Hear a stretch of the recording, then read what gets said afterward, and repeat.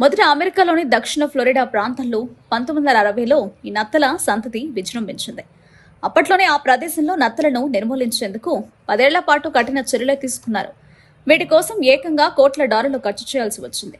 అయినా వాటి గుడ్ల ద్వారా ఇప్పుడు మరిన్ని ప్రదేశాల్లో విజృంభిస్తూ కదులుతున్నాయి. ఒక్కో నత్త ఏడాదికి 1200 గుడ్లు పెట్టి పిల్లలను కంటోంది. ఈ 1200 నత్తలు ఒక్కొక్కటి 1200 పిల్లలు కంటాయి.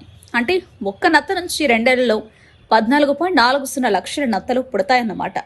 ఈ నత్తలు దాదాపు 500 రకాల మొక్కలను తింటాయి.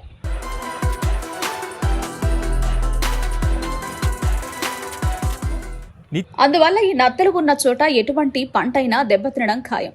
వీటి ఆకలి తీరడం కోసం అందుబాటులో ఉన్న పంటల్ని నాశనం చేస్తుంటాయి. ఆఫ్రికన్ జైన్ నత్తలపై ఉండే సూక్ష్మ జీవులతో మనుషుల్లో మోనిజైటిస్ వ్యాధి కూడా వస్తుంది. మోనిజైటిస్ అంటే మెదడుకు నీరు పట్టి తలనొప్పి, తీవ్ర జ్వరం,